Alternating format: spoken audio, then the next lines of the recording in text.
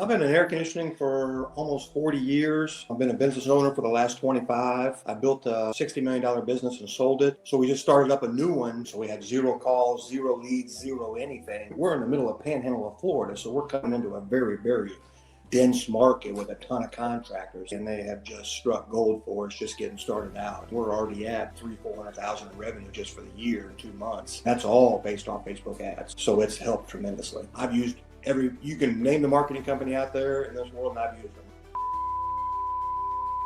And I got to the point where I just wanted a company that focuses on 2 or 3 things instead of everything. And what I really like to do is, like you're saying, hey, listen, look at what we're doing. If you like it, let's keep going. If you don't, move on with no issues. And I mean, you guys just every single day, we're getting 3 or 4 leads a day, at a $30 to $40 a lead, and they're fantastic leads. You guys have moved our needle completely. You guys got great ads, you got great communication.